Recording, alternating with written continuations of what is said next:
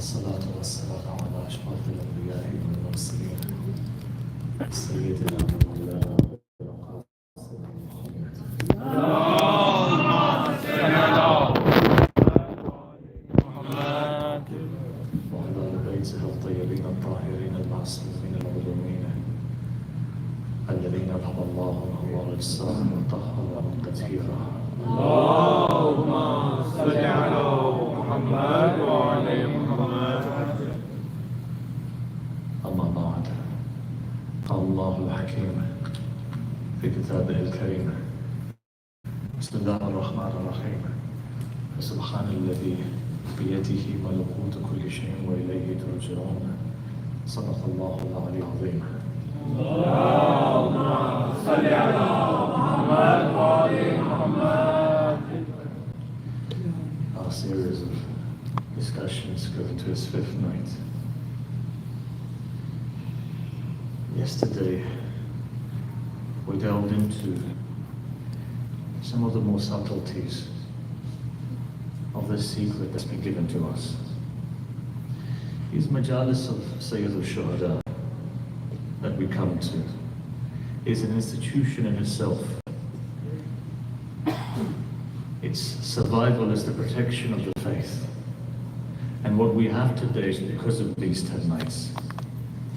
If you look at the history of Shiism that dates back 1400 years, at least this strand of Shiism, its followers, its members, have been on this track only and only because of this culture of Ashura and Karbala.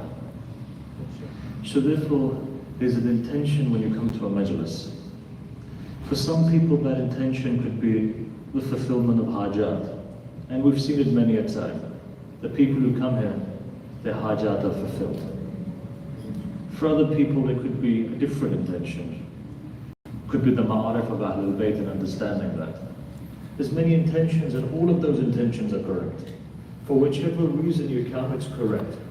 But there's a loftier intention as well, that when you come here to the majlis of Imam Hussain, that lofty intention is how you go from Farallah to Baqiyatullah.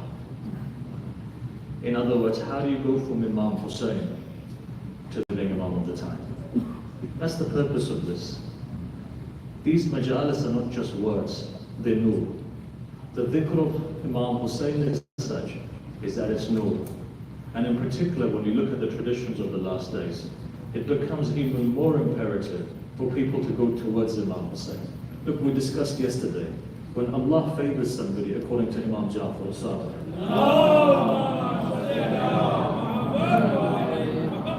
He puts a light in their heart. That light has two characteristics. One is that it pulls a person towards the ishq of Hussain, and the other one, it pulls a person to the ziyarah of Hussain.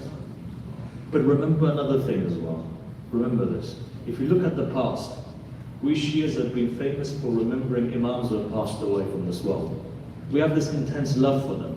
But we find in tradition that when the 7th Imam was in prison and all the world was going on Arba'in and going towards Imam Hussain, they forgot the Imam who was in prison. And at that stage, a reminder came that remember this, though you may love those Imams who have gone, but remember your living Imam as well. Because your living Imam is that manifestation of the nur of Amir al-Mu'mineen, is the manifestation of the nur of Allah. So everything that we do is a bridge that takes us to the living Imam. Why? Because the living Imam is Hujjatullah on earth. In fact, if I take it a step further, if you want to see Allah's face on earth, look at the living Imam. What does that mean? Look, let's take it a step further. Allah doesn't have a face, in essence. Why? Allah's la mahdud. Allah's infinite. If we say He has a face, in essence, what do? You delimit God. God is absolute. The minute you say face, it becomes creative. Here, what does face mean? There could be 100 Muhammads sitting in this room, but your face gives you a uniqueness. When I look at your face, I understand which Muhammad it is. Why? Because your face, in essence, is what? Your recognition. When I look at your face, it gives recognition. From 100 Muhammads, your face gives that recognition that makes you unique. In the same way, Allah's recognition is the Imam of the time. When you look at the Imam, from that face, you go directly towards Allah itself. It's a bridge. That La Mahdood becomes recognized because of that face. Otherwise, Allah's Ghaib al-Ghaib. If it wasn't for the hujjat of the time, you'd never come to understand what Allah is. So therefore, what is this majalis of Imam Hussein? This majalis of Imam Hussein increases the nur in your heart that takes you to the face of Allah. Subhanallah. With us in mind. So look, in these days, where Imam Ali says, he says that the last days will be the days of dalal and dhulumat, darkness, confusion. In those days you'll see, if you look at what Imam Sadiq says about the state of the Shia in the last days, we've looked at one of them, I'll emphasize that one again, we've got 5 more to go. If you look at the emphasis, what does he say? He says in the last days, Shias will be divided theologically, ideologically, politically. Now look, it's not the fact that we've not been divided, but these divisions will become apparent. These divisions will be all over, for example, social media. These divisions will be such that will make our communities weak. The Imam says, for as long as you are united, your enemies will never overcome you. But the minute that you divide, the Shias of Ahlul Bayt, the house of Ali divides, then what happens? Your enemies will overcome you. And that's exactly what's happening today. If you're being killed today in Parachanar, and if you're being killed today in Afghanistan, and in different parts of the world you're being oppressed today, it's because you've forgotten one thing, and that's your unity. When that unity and the wilayat of Ali comes together, then there's a great energy, there's a great power there. And look, it's a good thing. We want to reach out to other people. We want to reach out to the Sunni community. We want to reach out to the Christian communities. We want to do unity with other people. But remember one thing, unity starts at home. Unity to...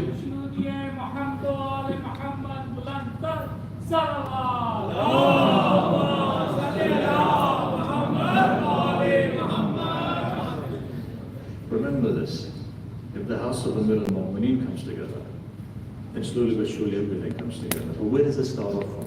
This is one of the signs the Imam says, Imam Ja'far al-Sadiq in his last. Ibn al-Dawus has narrated this, that in the last days you'll find that there will be divisions on politics, on ideology. When divisions take place, as you know, we're forgiving when it comes to other denominations, but when it comes to ourselves, we're very aggressive. You'll see we'll be targeting each other, we'll be swearing at each other. All of these things which are haram, and remember this, when these things happen, naturally the heart then becomes darkened and the ma'arif of Ahlul Bayt starts removing itself. This is why the emphasis has been there. The more darkness spreads, the more you go to Imam Hussein.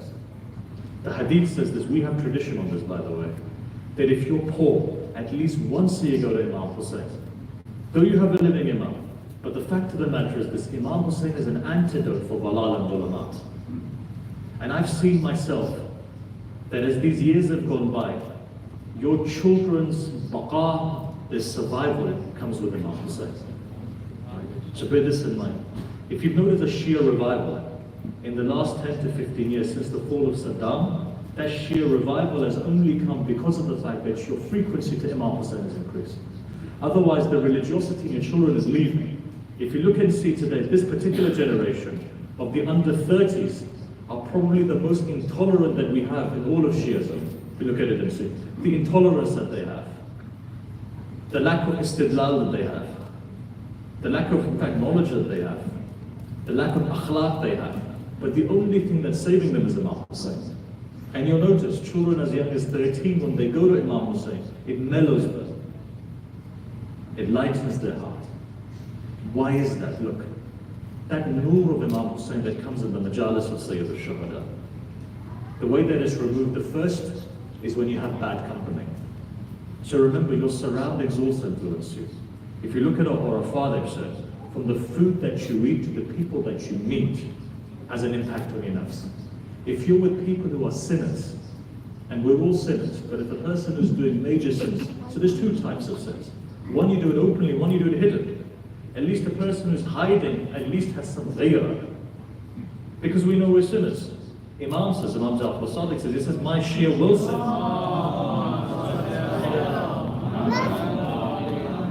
My Shias will sin. They're not infallible, but the fact is that they repent quickly. But what you find in the last days is that you'll find people who claim to be religious, they will justify their sin. They'll justify these negativities. They'll say, no, this is what it is. And that justification closes the door of mercy, because mercy comes when you repent. Mercy is when you humble yourself. So the biggest thing that destroys you from the nur of Ahlul Bayt is arrogance. And that's what happened with Shaitan. His arrogance not to do sajda in front of Insani Kamil, Hujjatullah was Ahad, took him to a Shaitan. The arrogance of people is destroying them. You know, sometimes you think to yourself, one person came and says, I'll never forgive this person. I said, who are you to forgive or not? Allah forgives. Over what exactly? Have you ever spoken to this person? No, I've never spoken to this person, but I have this enmity towards him because this is what I think he's done. Or this is what I think she's done. The arrogance of Shias is unbelievable today. And when arrogance seeps in, then what happens? Your submission to the Imam goes. Why? Because what does the Imam say? Well, in fact, when you go to Ziyarat Ashura, what is the Imam saying there? Imam is saying what? Marifat of Allah is one thing in Ziyarat Ashura, but he's saying Marifat of the Imam is wa awliya'ihim as well. Marifat of the awliya of the Imam. The awliya of the Imam is who? The awliya, the Shias of the Imam. You've been told to have marifat even if you disagree with a Shia, but be very vigilant how you treat them. When our personal issues go online, look, there's a hadith by the name of Maqbula, Umar ibn Hanzala. This is a Maqbula. It's a tradition that is used, at least in the modern day, to back the idea of Wilayat al-Faqih, basically. Wilayat al-Faqih is backed because of this particular tradition known as the Maqbul of Umar ibn Hanzala. The irony of it is that it begins to say that if two people have an ikhtilaf, or let's expand that, if two groups have an ikhtilaf, a problem amongst each other, go to the Hakim al-Shah, basically. In essence, go to the Wali al-Faqih, or go to the person who's mujtahid. Don't take your problems and go to courts, or don't take your problems and go outside into the world. What happens? Because the respect of Shiism diminishes.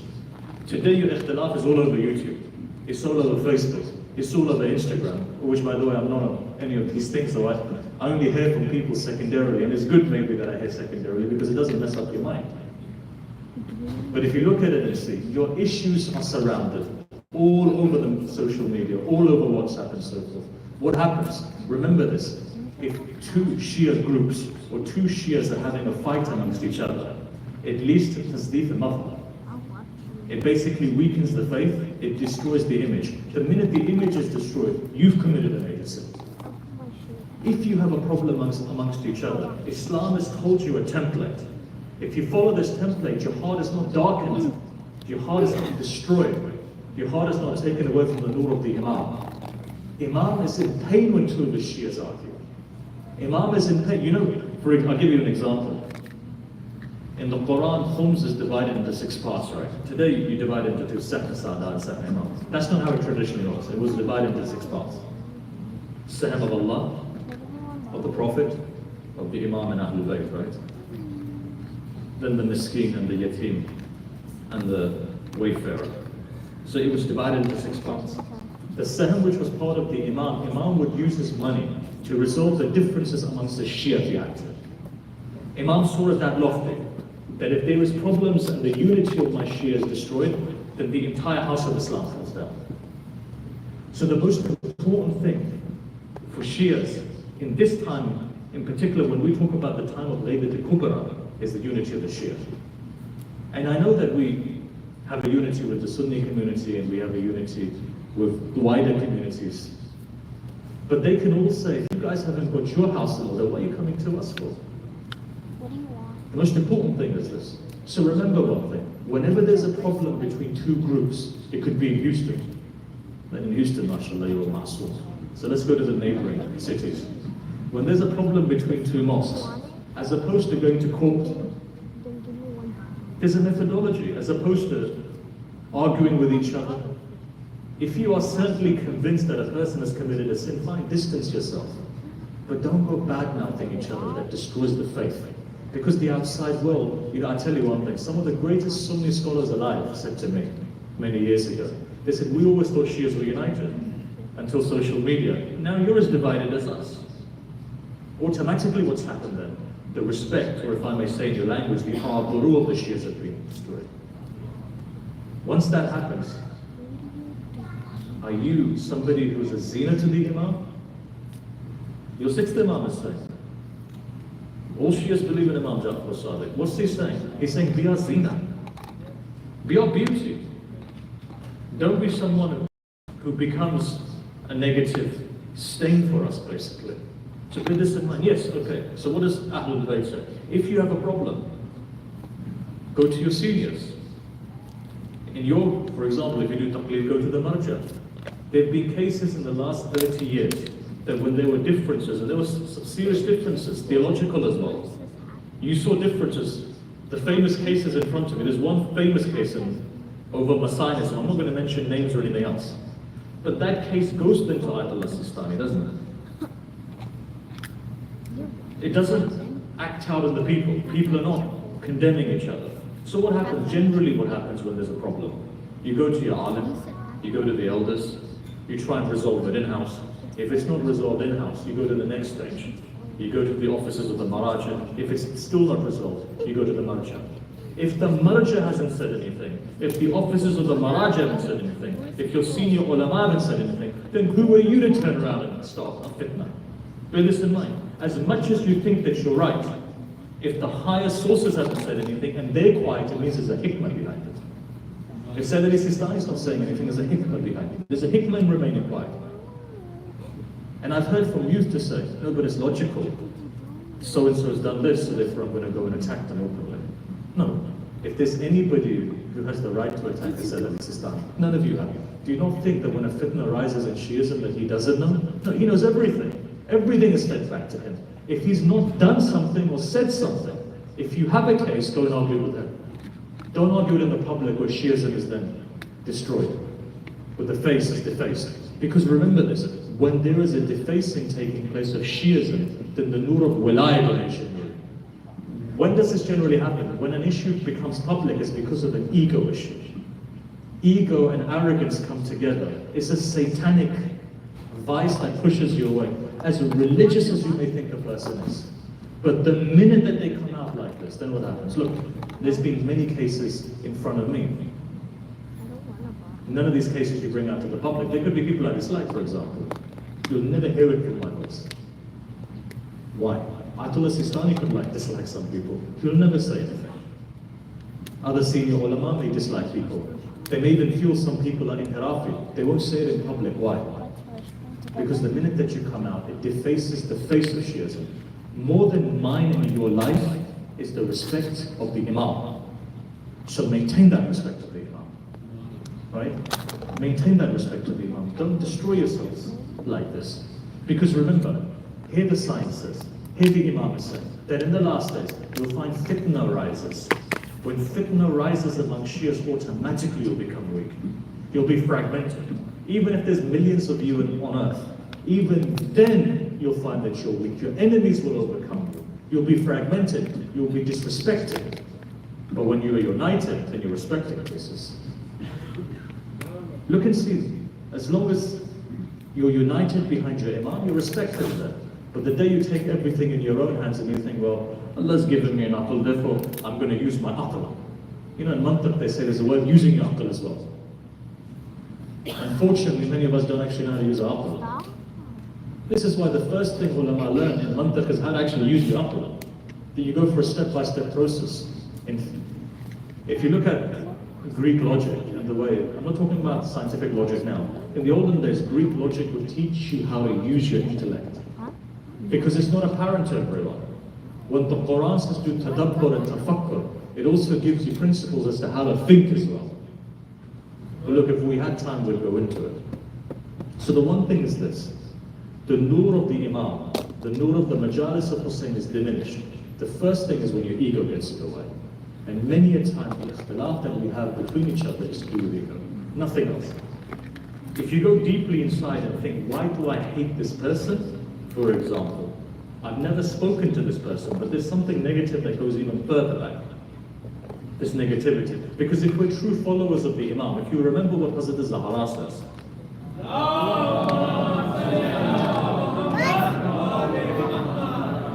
let me put a tradition in front of you. Maybe we'll take it like this. You see, people claim that Islam is not a matriarchal faith. I would say Shiism is a matriarchal faith. 1400 years ago, when Rasulullah used to go out of Medina, he used to leave his daughter in charge for people to ask her questions. 1400 years ago. The Western world only recently has given those types of rights to women. 1400 years ago, they would come to her home and ask questions. One of the questions was this. A man said to his wife, you go to the door of Zahra, knock on the door of Fatima, alayhi salam, knock on the door, I have a question. We've heard that the Shias, the followers of Fatima, hell is haram on them.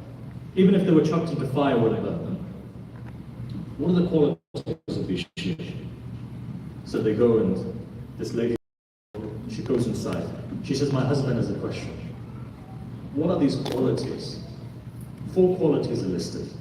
Now I've not recited this particular hadith, I must say, in 13 years. So if I can remember it, I'll tell you.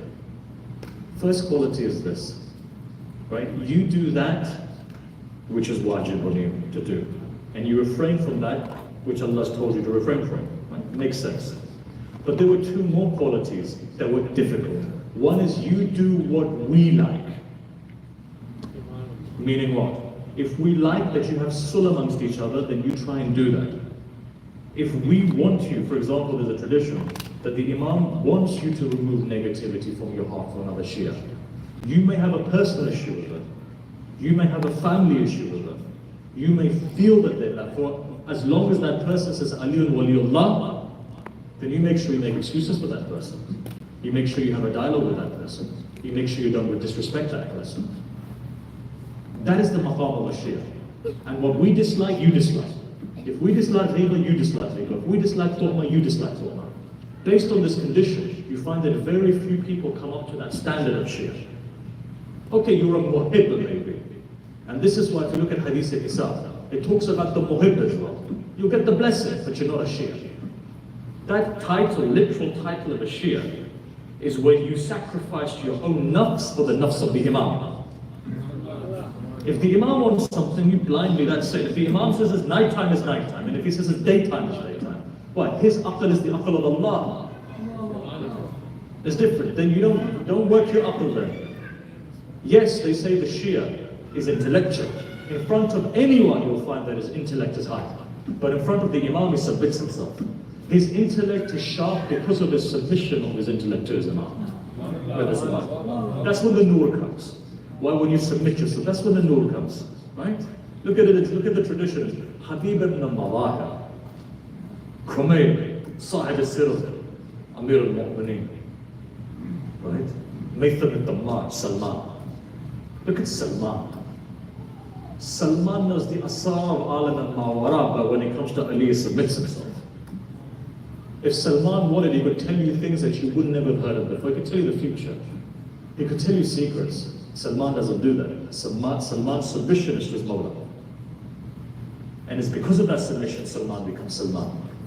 The more that you submit your heart to the Imam, right? So therefore, to go back to the very beginning of what I said, which was this, these majalis take you from far Allah to Baqiyatullah. Heart needs to be there.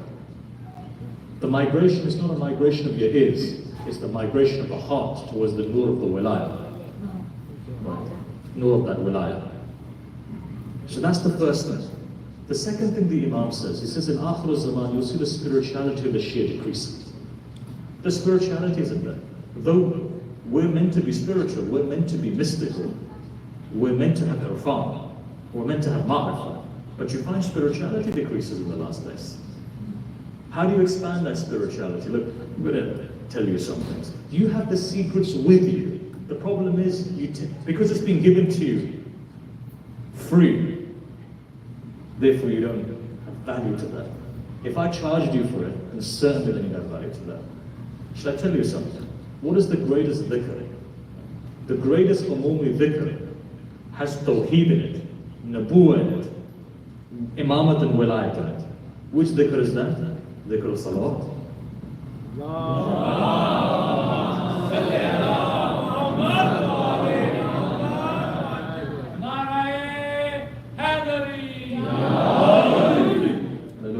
Yesterday we've gone into a more of a technical discussion. But sometimes this is necessary. Look, you don't understand the power of salawat, right? Allahumma salli, Allahumma, Allah is there.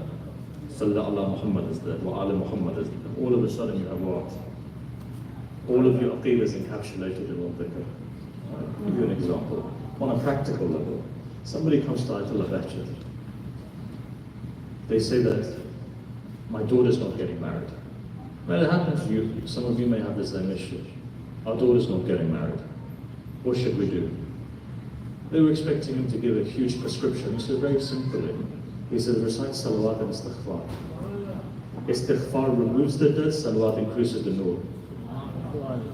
I remember when I was studying Manazil al-Sa'irin under the son of Ayatollah Bahjat. He gave me 21 different benefits of salawat itself. He says, you will not find this anywhere, I'm going to teach it to you. Just before I came, I was trying to go through all of my books to try and figure out where I'd written them. But one of them is this. Salawat is the only thing that takes all of your negativity and turns it into positivity. If because of your sins, you're minus 100, your salawat can take you from minus 100 to plus 100. So salawat has the same hukum as istighfar as well. But more than that, not only does it negate, but it makes you rise as well. This is why the tradition says if a person recites salawat, Rasulullah himself will come and kiss him before his death.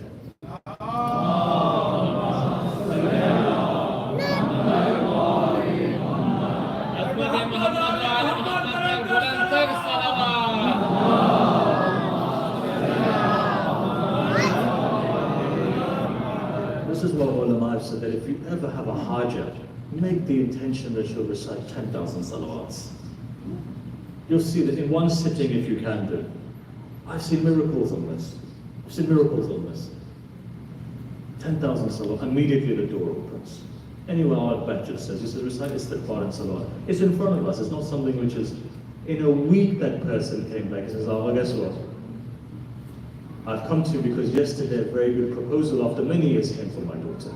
Why? Power of salawat. Don't underestimate this. In times of difficulty, especially in times of confusion, that's salawat, when it goes into the heart, that nur begins to come out. So remember this. What blocks the nur? Just company. Even to the extent of the food that you eat. The Urafah say, the mystics say, don't eat outside. Even food outside, if it's from somebody who's not Ahle Wilaya, it's going to have a spiritual effect. But look, I don't have time to go into that, and our time is very short. But what I'll do is I'll come back to this. There are some practical things that a person can do to increase that light. Ja'far al-Mushtahidi was one of the awtad of the 12th Imam. I never met him, but he was in our lifetime. He's one of those helpers of the Imam for us. Ja'far al-Mushtahidi was Sahib Karamat. Right? He was a person, if you looked at him, he didn't look like this. His hair was down to there, his beard was down to there. He was a Darwish basically. He looked like a, as you would say, a Molana. But all the Maraja respected him. And had it not been for the Maraja respecting him, I wouldn't tell you this. Ja'far al-Mushtahidi, if you haven't heard of him, let me give you 2 or 3 things because I want to come to what I want to tell you. Ja'far al-Mushtahidi, whenever there was a shahada of an imam, he would invite a guy called Ayatollah Burqi to come and recite on the minbar. After the minbar, Ja'far al-Mushtahidi would divulge some secrets about Ahlul Bayt. One day Ayatollah Burqi came and he recited the majlis and he got up and he left, or he wanted to leave quickly. And the reason why he wanted to leave quickly was because Ayatollah Burqi had become old, and this is in the 70s. He wanted a car. And it so happened that they were giving a car on discount because he was old, he wanted to have a car to move around. So somebody said to him, you've got to quickly come before 4 o'clock. And if you sign your name on this, then we'll give you a car on discount. So he said, look, I've got a majlis at Ja'far Abba's house. So he says, look, go and quickly just come after you finish. So as he gets up to go, Ja'far al-Mushtahidi says, brother, come and sit down. Join us. So he came and he joined them and he sat down. And then a couple of minutes later, he wanted to get up and go again. And Ja'far al-Mushtahidi looks up and he says, don't worry, the car that you want, you'll get, don't worry, sit down. And Ayatollah Burqi says, I didn't understand what he said. Anyway, I sat down again. And it happened a third time. Third time he looks up and he says, Ja'far Mujtahid. He says, the car that you're going to will come to you. Please sit down now. So Atullah Burqi says, I sat down. I said, fine, if Ja'far Agha said. So he said, you sat down. He says, half an hour hadn't gone past. Ja'far Agha was sitting there. A young man comes in. He said, Ja'far Agha, I want to give hadiyah to you this car. He gives it to him. He looks towards Ayatollah Burqi. Ayatollah Burqi, when he looks at Ja'far Mujtahid, he puts his head down. Ayatollah Burqi puts at Ja'far Mujtahid, he says to him, remember one thing, your arbab haven't left you. Don't sell yourself for this world. Sit down. They said, Ayatollah Burqi got up, he went out, he started to cry. So people asked him, they said, what's the story? He told them the story. He said that I won the car, I told no one. But when I came to this majlis, it's as if somebody whispered my heart to the ears of the heart of Ja'far Mujtahidi. When Ja'far Mujtahidi said, don't compromise your arbab, I began to cry. Why did I get up from the majlis of Imam Hussein, knowing full well if I want something, Hussein at least do it. He said the story, the higher up you get, your faith is in that. Right? Your faith comes into Imam Hussein. Here Ja'far Mujtahidi was teaching a lesson. Whatever you want, come to the door of Hussein. Don't run away for worldly things. Those worldly things will be there. But if you give the respect and the adab to Hussein, then you'll find that you rise. Then all the doors open to you. Remember, in the valley of Ishq, the one who's the biggest ashik is the one who has adab. Right? There's no halal and haram when it comes to Ishq. Ishq is adab there. How did Habib become Habib? He used to go and take the dirt of Imam Hussein's feet and he to put it on his head. That's how Habib becomes Habib. What does Rasulullah say? When Rasulullah saw him lift up the dirt and put it in his head, he says, look, this Habib, I love him as well because he loves Hussein. If you want Rasulullah to love you, next time you go to Imam Hussein's shrine in Karbala, don't stand there taking a selfie. Take the dirt from Bayn al-Haramain and put it into your head. Put your forehead and put it to the ground. People always say, who are these guys? Why do they put their head on the floor for? People criticize even in Karbala. Some Shias say, look at these guys, look at how backward they are. They're rubbing their shoulder or they're rubbing their head on the ground. They don't know what this is. The more adab you give, the more Imam Hussein gives to you.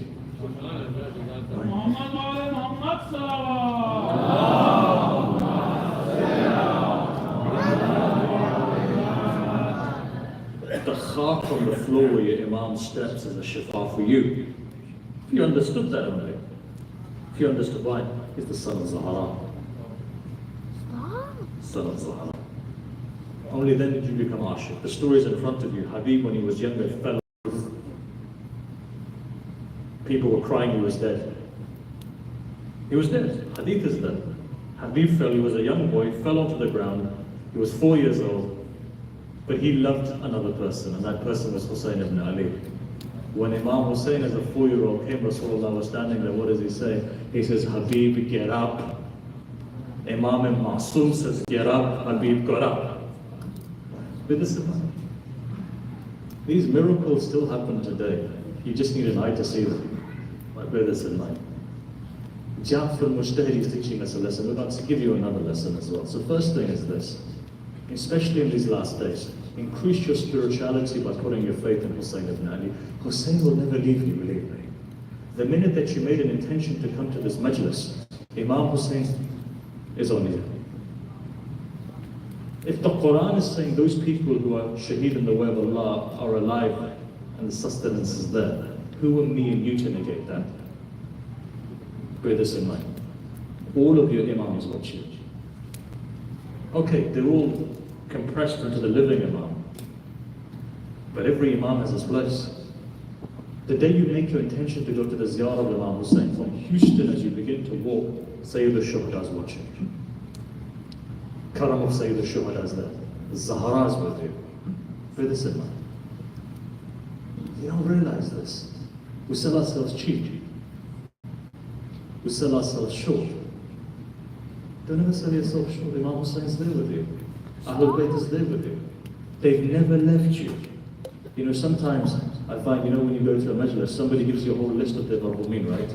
And it's good, you should do, but remember one thing. It's not transactional.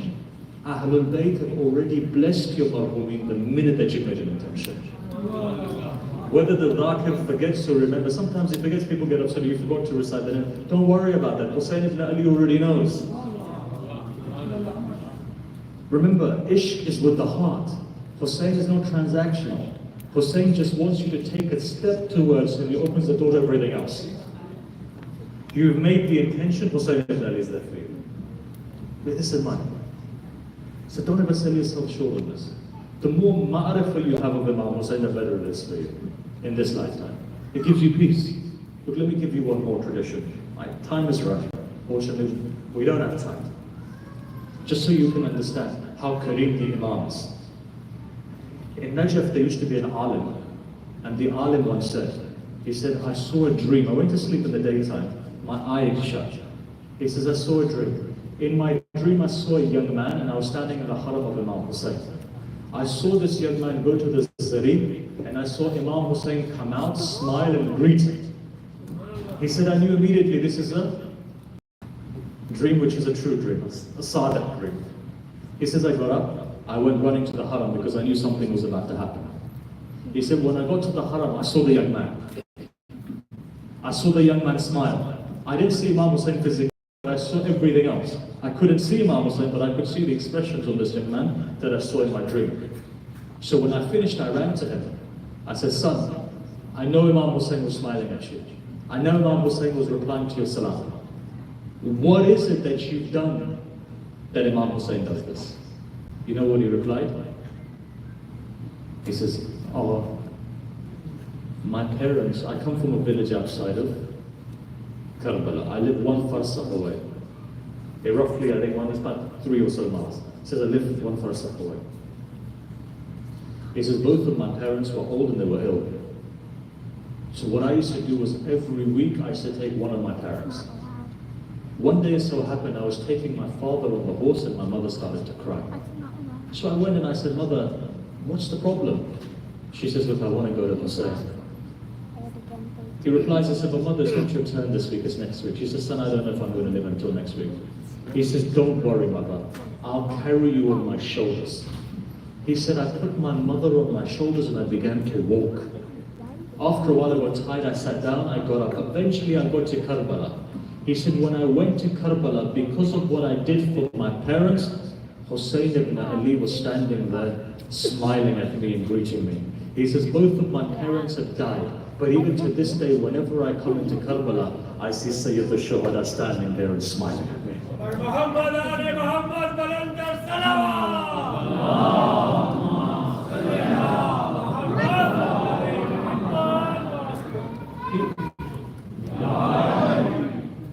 People won't comprehend that, you know why?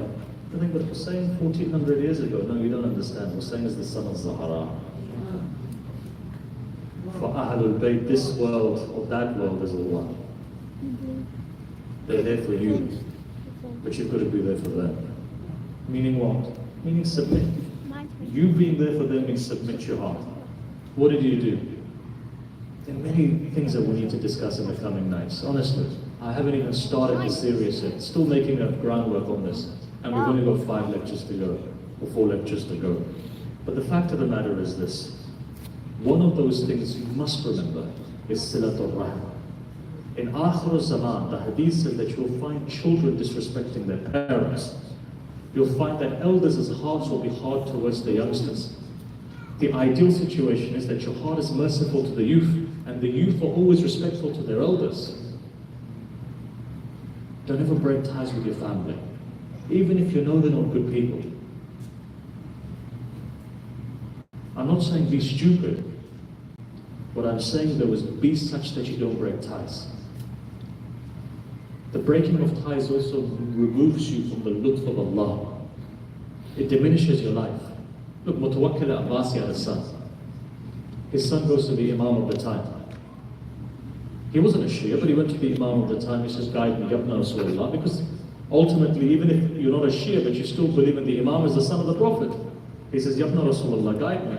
He says, what? He says, my father has insulted Zahra. Should I go and kill him? Imagine this. What does Imam say? Imam says, however treacherous your father is, it's not for you to kill him. And Mutawakkil was it. He demolished Imam Hussein's grave 7 to 8 times. He says, don't do anything. Don't do anything. Don't do anything. He says, what if I do? He says, there's no sin on you, but if you do, Allah will diminish your life. He went and killed his father. He died in 6 months. Allah diminished. This causality is there. It doesn't matter if your parents, whatever they are, kafir, mushrik, whatever they are. Ahlul Bayt said, respect your parents. Part of that wilayah is to respect you. If you come here and your mother's happy with you, then you see your heart opens up more to Imam Hussain. But I'll give you a tradition. Final tradition, and then we'll go to the Masad of Imam Hussain. What tradition is this? There was a guy by the name of Zachariah. He was a Christian, he became a murid of Imam Sadiq. He used to live in Kufa. His mother was Christian, he'd become a Shia. One day a time came for him to go to Hajj. He goes on the Hajj. He goes on the Hajj, he says, I want to go to Medina as well. He goes to Medina to see Imam Sadiq. Gets there. Mawla, you know what he asks him immediately? He says to him, is your mother alive? He says, yes. Because he asked him, he says, Mawla, what should I be doing? Immediately, Imam. Imam is Imam, right? He goes, is your mother alive? He says, yes. He says, serve your mother. With your own hands, feed your mother. He says, but my mother's a Christian. He goes, so what? Eat with her, as long as there's no pork on the table, because for Muslims pork is haram. Eat with her, put the drops in her mouth. Be good with her, kiss her hands, kiss her feet, or whatever. He says, fine, my Mawla said it, I'll do it. He goes back to Kufa, he starts doing this. Mother realizes, she says, son, ever since you've come back from Medina or Mecca, you've changed. You're so compassionate, you're so loving now. What's the story? He said, I went to my Imam, and my Imam said to me, act like this with your mother. You know what she replied? She says, is your prophet? He says, no, it's not a prophet. He goes, well, we in Christianity have a tradition that anyone who teaches that is teaching the words of the prophet. They say that she was to die. Before she died, she says, I know that your religion is haq. Nobody teaches these things anymore. I swear by Allah that Allah is one. Muhammad is the messenger, Ali is his wali, and your Imam is my Imam. She has it.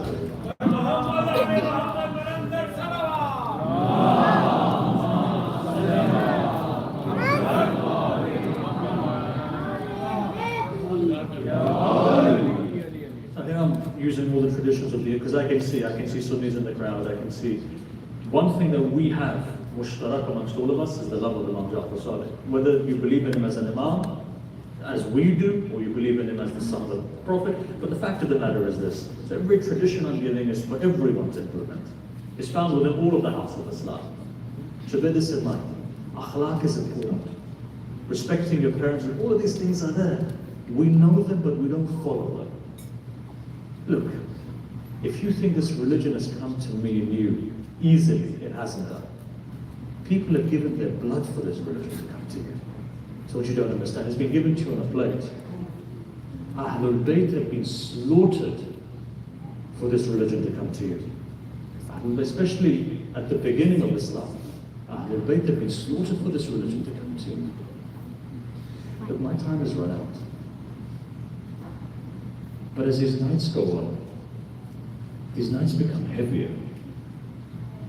These nights become heavier.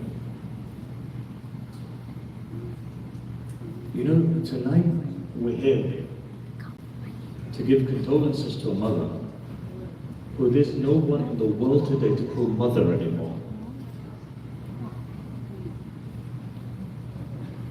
Look, if I can put it another way, the pinnacle of a woman, if you ask them, is when they become mothers.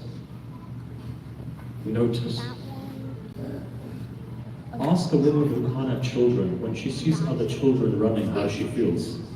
She may feel happy for the other woman, but there's a sadness that I wish I could have children as well. Now ask a woman who has children, who's raised children, and those children are taken away from her, how she would feel.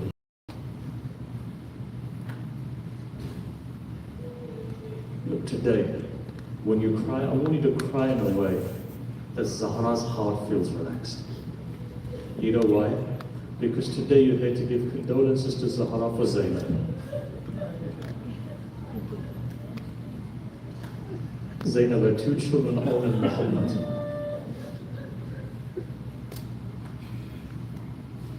Imam says, Imam Jafar Sadiq says, he says, when you cry for Hussein, cry like a broken-hearted mother cries. This is when the rahmah of Allah comes upon you. We start the narration like this. Many people don't understand who Zainab is. For Amir al-Mu'mineen, Zainab was such, Ali never cried. But you found that when Zainab cried, it made Ali cry as well. Let me give you a tradition. Let me give you a tradition. The day Zainab was to be married, in the Hijazi culture they say, that the mother takes the girl to the house of the husband. They say Zainab was dressed, waiting on the door. Amir al-Mu'mineen was standing at the back crying. Why? Because he's remembering Zahra. He was thinking, if only Zahra was here today, she could have taken Zainab to the house of the husband. Zainab was standing there looking right and left. They say that when no one came, they say Hassan and Hussein walk forward and say, Father, can we take our sister and become our mother today? You can imagine, right? Zainab is taken to the house of her husband. Amir al-Mu'mineen goes and he comes back to the house. When he comes into the home, he goes into a room. When he walks into the room, he sees Hussein was sitting there crying. He says, son Hussein, why do you cry for? You know what the reply was? The reply was this, I've never been separated from my sister like this. I've never been separated. Says, Father, do you give me ijazah to go to the house of Zainab to see how she is? Amir al-Mu'mineen did something. He sent Fidda with Zainab just in case. So Fidda was always with Zainab. They say Hussein runs like a child runs to the house of Zainab, knocks on the door, Fidda comes out. Says, son, why are you here for? You know what he replies? He says, I miss my Zainab. Then Fidda replies, she says, Hussein, if you miss Zainab, Zainab misses you as well. As Hussein walks in, Zainab had her hair open, she had her hands up, she was saying, Allah, I've never been separated from Hussein like this.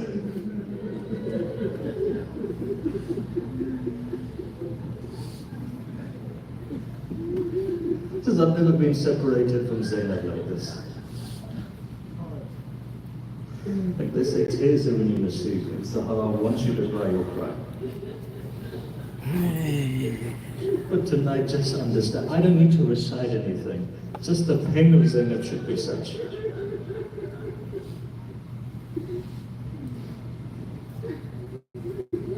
You know, they say that Zahra has a special lutf over some people. You'll see them. There's a lutf vibe because you see they lead the azab. You can see now that certain people Allah has blessed like this. Look, let me tell you one more tradition, if I can. They say that when Amir al-Mu'mineen becomes Khalifa, he goes in the masjid of Kufa, he's standing there. He turns around to Imam Hassan, he says, son, go and bring my daughters, I miss them. They say when Imam Hassan comes to Medina, he comes into Mahalla Bani Hashim. He says, daughters of Ali, Ali misses you. They say one daughter got up and she walked out. She says, brother, tell our father I miss him even more than that. Relationship, right, between a father and a daughter. So Imam Ali says, he says to Imam Hassan, he says, bring my daughters to Kufa.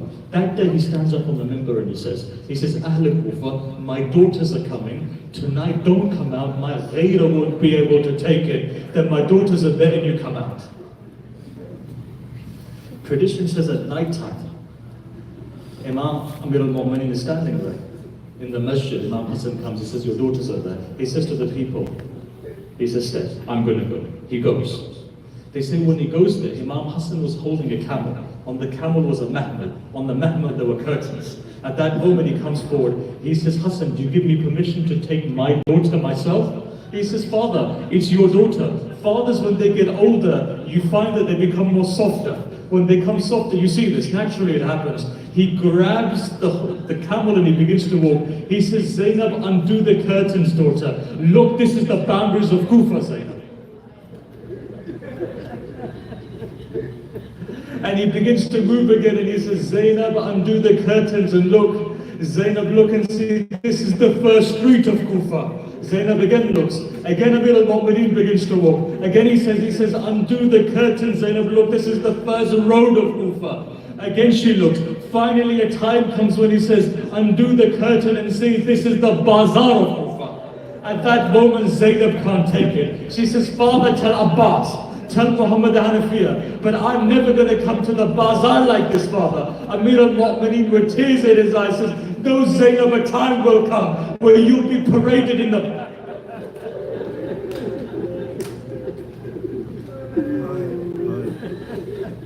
A time will come where you'll be paraded.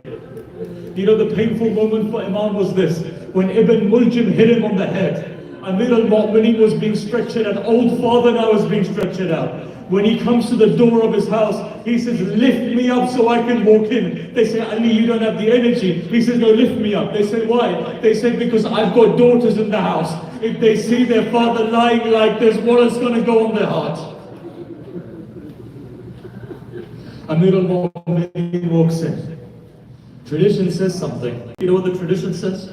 Tradition says Ali never cried still. Imam Hassan comes crying. He says, Hassan, don't cry, this time will pass.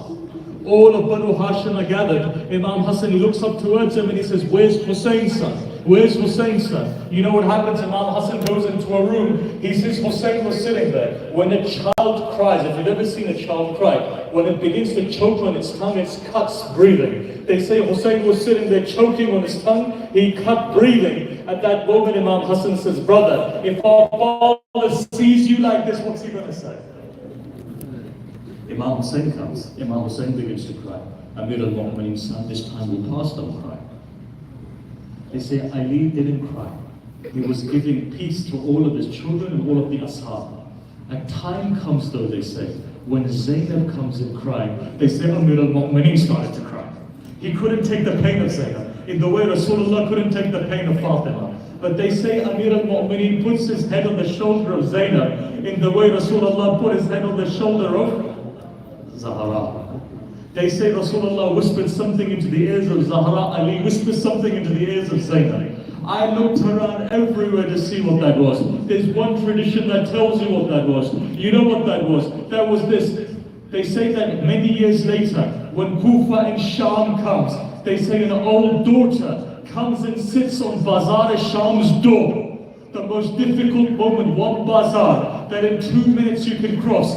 25 hours Ahlul Bayt took to cross Bazar Sham. Why? Because Yazid wanted to humiliate Ahlul Bayt. Everyone was standing there shouting. They were screaming. They were chucking dirt. They were chucking water. They say when Zainab comes, Zainab sits on Bazar Sham. She doesn't move. Shimmer lashes her on the back. Zainab doesn't move. Women chuck dirt. Zainab doesn't move. People chuck water. Zainab doesn't move. Imam Sajjad comes forward. He says, Aunt, are you startled? Why don't you get up? I can't see you like this. She says something. She says, my father, when he was leaving in this world, whispered something in my ear. Says, what was that? Says, Zainab, a time will come. Bazar Sham will come. Zainab, don't be startled. It'll be difficult for you. But Zainab, wait for me. Me, Ali will come. I'll take you by the hand and take you in. She says, I'm waiting for my father to come. I'm waiting for my father to come. History doesn't say what happens, but a daughter stands up, puts her hand out, says, Assalamu alayka, Ya Amir al-Mu'mineen, and begins to...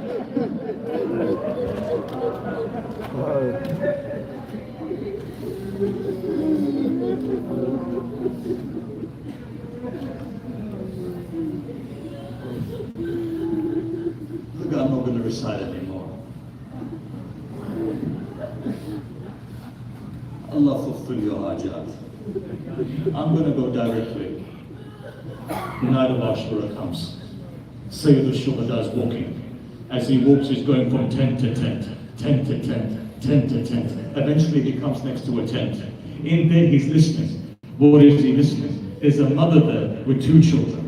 Those 2 children are sitting there. She's combing one's hair and she's holding the other son. She's saying, tomorrow there's going to be a battle, son. People are going to fight. But you're the sons of Ja'far at-Tayyar. you're the sons of Ali Murtada. Sons, tomorrow I want you to go and I want you to give your life for your Imam. I want you to go and give your life for Hussein. I want you to go and give your life. And remember, sons, you are the sons of Haydar al-Karrar. So you're going to get to the Euphrates. But sons, when you get to the Euphrates, remember, Sakina's thirsty as well. So don't drink. And if you drink, I'll never forgive you, sons. And she's talking to her sons. And she's telling, Ashura Day now comes. Ashura Day comes. Every time she's looking at her sons and she's saying, why haven't you gone in the battlefield? Her sons are becoming upset. They don't know what to do. Tradition says they go to Abu al-Fadl Abbas and they say something. They say, our uncle is not giving us permission to go. Please, can you gain that permission? When they realize permission is not coming, Zainab says something. She says, call Abbas. Abbas comes.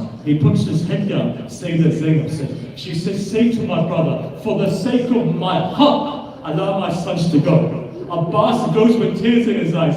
Imam Hussein also has tears in his eyes. Now that Zainab is used to haqq, now Hussein can't say anything. They say one brother lifts up Own and the other one lifts up Muhammad. Both of them are on horses. And as both of them are on horses, the tradition says this, both of them go charging. And as both of them go charging, both of them are saying to each other, we've got to protect our uncle. We've got to fight. And mothers told her we must get to Farah. Eventually both of these children come. But what happens as they get there, a Mal'oon comes from behind, hits one of the sons. The son loses balance. He hits the ground. Another son is hit on the head with a sword. He falls onto the ground again. They say Own passes away, but Muhammad has a little bit of life left. They say Sayyid al-Shuhada, like a lion comes. When he comes, they say Muhammad looks up. He says, uncle, I'm dying, but say one thing to my mother. I got to Farad, but we didn't drink from Farad.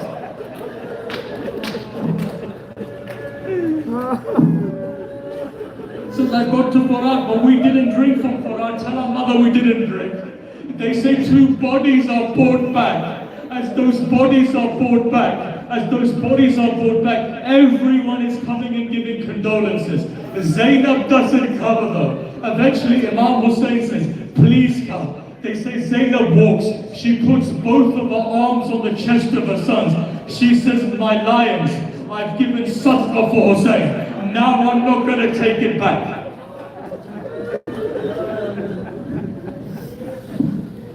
Look, I can't recite anymore, and I don't think your women are going to take any more than this.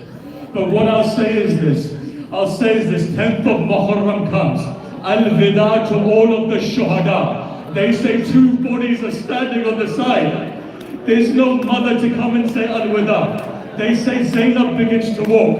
With tears in her eyes, she rolls it back, clenches her fist, doesn't look at the bodies. She whispers something. She says, Own and Muhammad without you. Doesn't look at the bodies. Kufa, Sham happens. Look, I'm accelerating, going to the end. Sham takes place. They say when Yazid allowed for Ahlul Bayt to go, they say the first person, the cut head that came was a 6-month-old baby. One mother came forward and took the 6-month-old baby's head, put it to her chest. They say one by one as the heads come, there was a bag.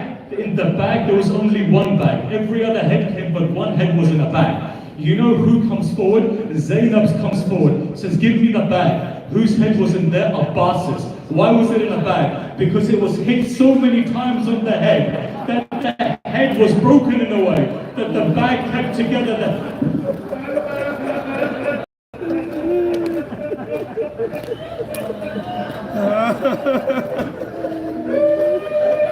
Finally, 2 heads come. When those 2 heads come, they say, the Shamis say, is the mother dead? There's no one to pick these heads up.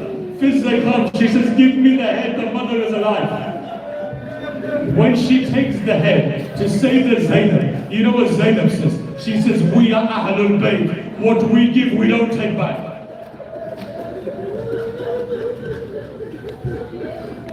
Give your condolences to Zainab. Look, I'm accelerating everything. I'm taking it to the final moments. They say Zainab now comes. Where does Zainab go to? She comes to Medina now, right? She comes to Medina. I'm accelerating everything. Even when she came to Karbala, she gave without a Hussein. She goes to the grave of Abbas, but there were two graves on the corner. Again, Zainab doesn't go there. As she passes them, she doesn't look at them. She rolls back her tears, whispers, she says, "Own Muhammad without you." Finally, Medina comes. She goes to the grave of her mother, takes the shirt of Hussein, puts it there. The grave begins to shake. She says, "Mother, you're seeing that you're shaking like this. I was standing 70 paces away when shimmer went on the chest of my brother. وَجَالَسَ عَلَى صَدْرِ. When he grabbed the beard of my brother, mother, I was watching."